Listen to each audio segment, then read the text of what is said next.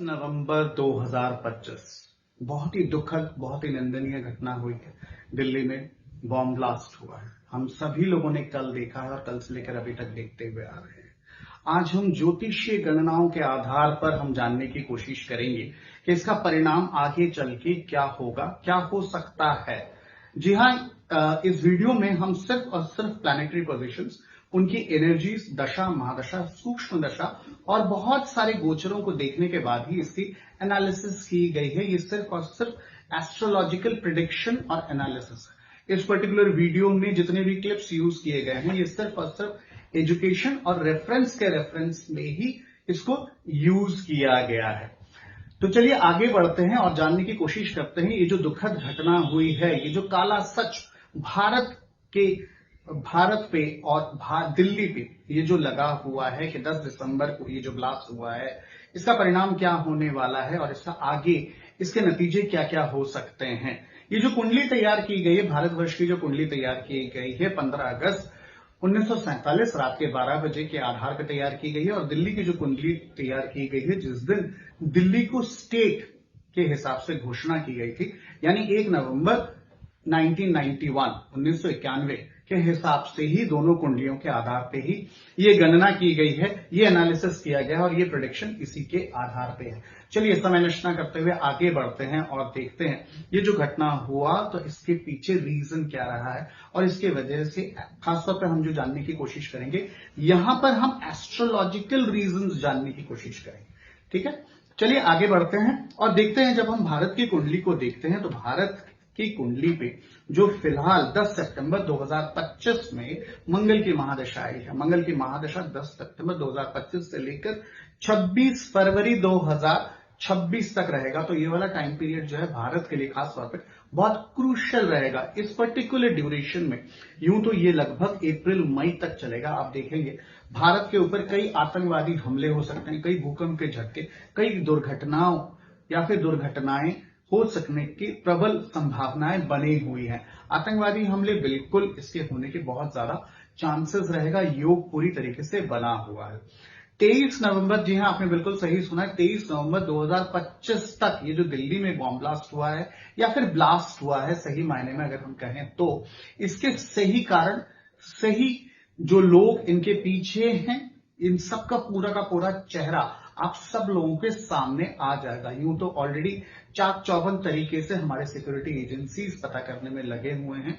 मैं उन सब से रिक्वेस्ट करूंगा और आम आदमी से भी रिक्वेस्ट करूंगा कि आप लोग सरकार का साथ दें। सरकार की नीतियों के, सरकार जो भी नियम बनाते हैं या फिर बना रहे हैं इस पर्टिकुलर टाइम पीरियड में, हमें उन सारे नियमों का पालन करना बहुत जरूरी रहेगा।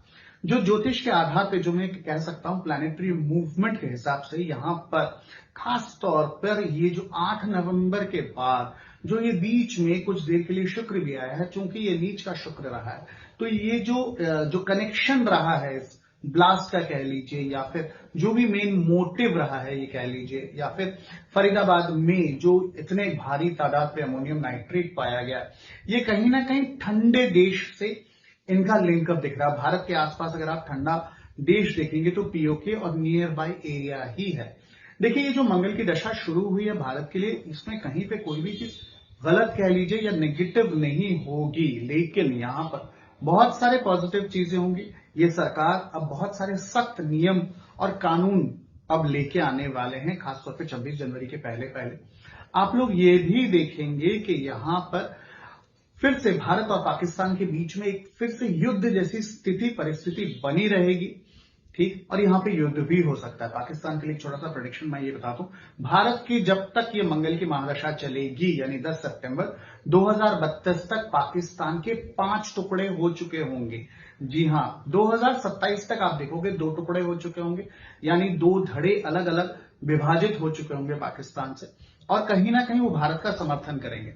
और इसी अप्रैल के बाद भारत को भी चहुं ओर से समर्थन मिलने का भी अच्छा योग बना हुआ है। तो ये छोटा सा एक टाइम पीरियड है। ग्रह गोचर कुछ इस तरीके से बने हुए हैं कि हमें एकजुट होकर इस चीज से लड़ना है। और मैं आप सबसे निवेदन करता हूं, कोई भी लूज टॉक हो, कोई भी लूज कमेंट हो, इस तरीके की चीजों से बचें, क्योंकि भारत के अंदर और भारत के बाहर दोनों ही तरीके से एक कलह जैसा सिचुएशन बना हुआ है। अब दिल्ली की अगर हम बात करें, दिल्ली में खास तौर पे ये 23-24 नवंबर तक ये थोड़ा सा टाइम बहुत क्रिटिकल रहेगा, क्रूशियल रहेगा। इसी दौरान आप देखेंगे बहुत सारे आतंकवादी और पकड़े जाएंगे। जी हां, आपने बिल्कुल सही सुना, बहुत सारे आतंकवादी और पकड़े जाएंगे। 26 जनवरी 2026 तक दिल्ली में इस तरीके का कोलाहल रहेगा। इसको आप नेगेटिव कह लीजिए या फिर सिक्योरिटी अलर्ट कह लीजिए, हाई अलर्ट कह लीजिए, ये रहेगा। कहीं ना कहीं बाहरी ताकतें हमें फिर से तोड़ने के लिए कोशिश करेंगे, जो पूरी तरीके से नाकाम हो चुके होंगे। भारत की राशि में चूंकि मंगल में जब राहु आएगा तो और थोड़ा उत्पात करेगा। तो ये अगला साल जो रहेगा, खासतौर पर फरवरी 2027 तक इस तरीके के एक कंफ्यूजन रहेगा, एक वॉर जैसा सिचुएशन रहेगा।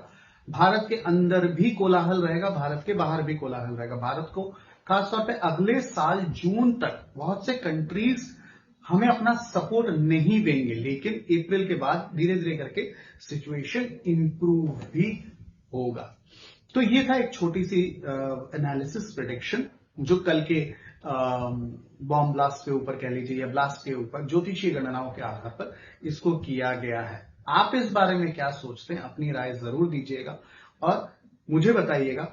और अगर अभी तक आप लोगों ने इस चैनल को फॉलो, लाइक और सब्सक्राइब नहीं किया तो जल्दी से कर लीजिए।